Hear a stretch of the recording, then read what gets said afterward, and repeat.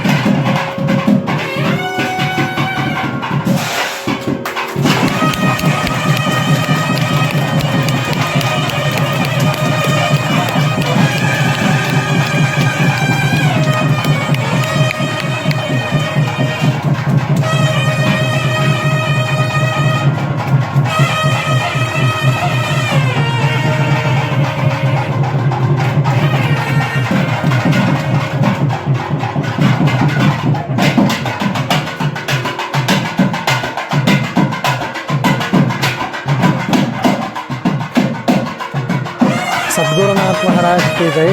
जय ಶ್ರೀರಾಮ್.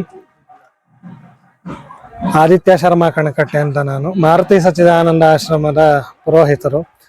ವಿಶೇಷವಾಗಿ ಲಕ್ಷ್ಮೀ ನರಸಿಂಹಾದಿ ಪಂಚಾಯತನ ದೇವಸ್ಥಾನಗಳು ಹಾಗೂ ನಾಗದೇವರ ಸನ್ನಿಧಾನ, ಪಂಚಮುಖಿ ಆಂಜನೇಯ ಸನ್ನಿಧಾನದ ಒಂದು ಸಂಕಲ್ಪವನ್ನ ಸತೀಶ್ ಶರ್ಮಾಜಿ ಮಹಾರಾಜರು ಮಾಡಿದ್ದು ಹಲವಾರು ವರ್ಷಗಳಿಂದ ಈ ಒಂದು ಸಂಕಲ್ಪ ನೆರವೇರಿ ಈಗ ನರಸಿಂಹ ಇಲ್ಲಿ ವಿರಾಜಮಾನರಾಗಿದ್ದಾನೆ ಸಪರಿವಾರಯುಕ್ತನಾಗಿ. ವಿಶೇಷವಾಗಿ ಪೌರ್ಣಮಿ ದಿವಸ ಯಜ್ಞಯಾಗಾದಿಗಳು, ಚಂಡಿಕಾ ಹೋಮ, ನರಸಿಂಹ ಮಂತ್ರ ಹೋಮಾದಿಗಳು, ನಾಗರ ಪಂಚಮಿ ದಿವಸ ನಾಗಕ್ಷೇತ್ರದಲ್ಲಿ ನಾಗ ಸನ್ನಿಧಾನದಲ್ಲಿ ಆಶ್ಲೇಷ ಬಲಿ ಇತ್ಯಾದಿ ಸೇವೆಗಳು ಎಲ್ಲ ಸಾಂಗವಾಗಿ ನೆರವೇರ್ತಾ ಬರ್ತಾ ಇದ್ದೆ. ಶ್ರಾವಣ ಮಾಸದ ಪೌರ್ಣಮಿ ಸತೀಶ್ ಶರ್ಮಾಜಿ ಮಹಾರಾಜರ ಒಂದು ವರ್ಧಂತಿ ಮಹೋತ್ಸವ.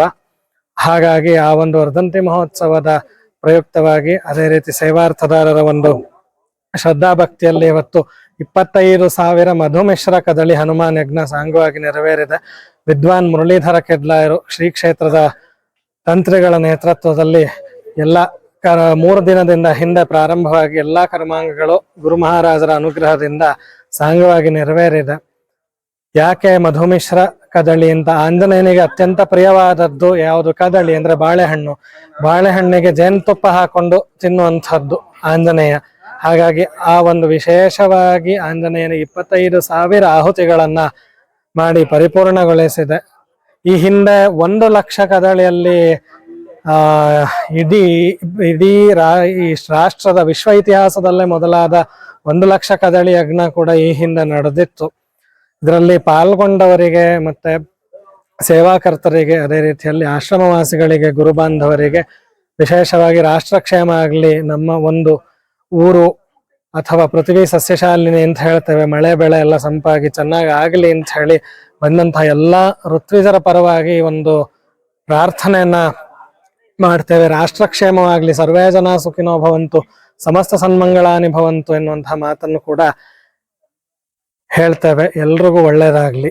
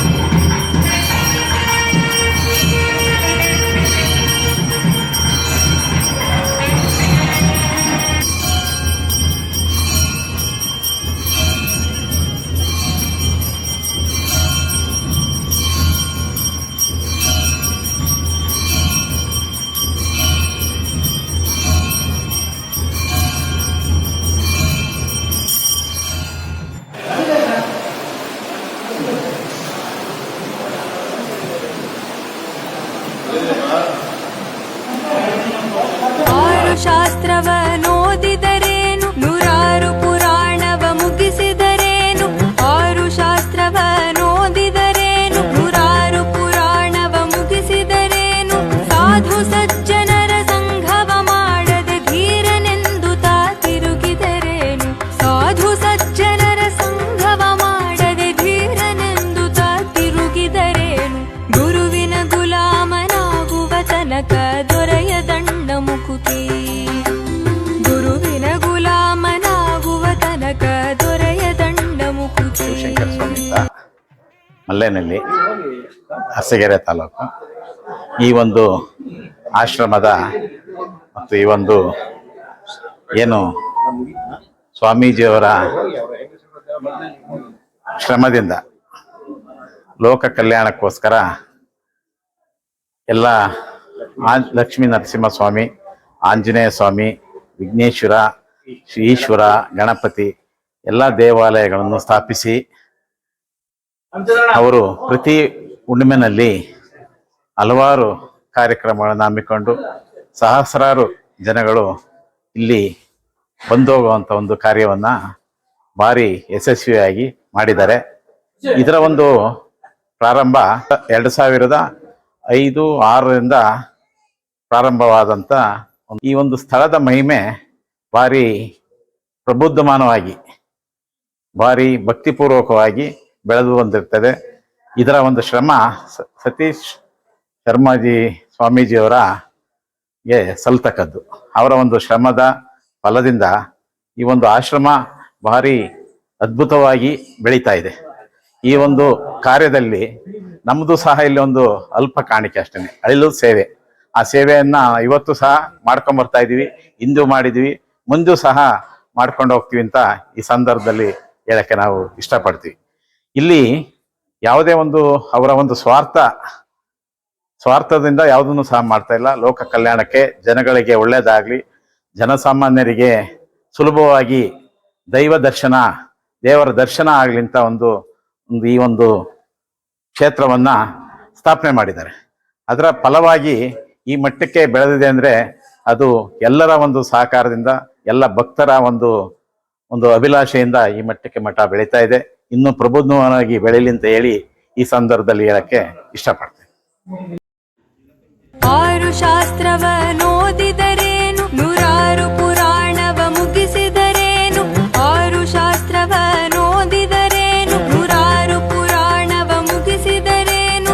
ಸಾಧು ಸಜ್ಜನರ ಸಂಘವ ಮಾಡದೆ ಧೀರನೆಂದು ತಾ ತಿರುಗಿದರೇನು. ಸಾಧು ಸಜ್ಜನರ ಸಂಘವ ಮಾಡದೆ ಧೀರನೆಂದು ತಾ ತಿರುಗಿದರೇನು. ಗುರುವಿನ ಗುಲಾಮನಾಗುವ ತನಕ ದೊರೆಯ ದಂಡ ಮುಕುತಿ. ಗುರುವಿನ ಗುಲಾಮನಾಗುವ ತನಕ ದೊರೆಯ ದಂಡ ಮುಕುತಿ.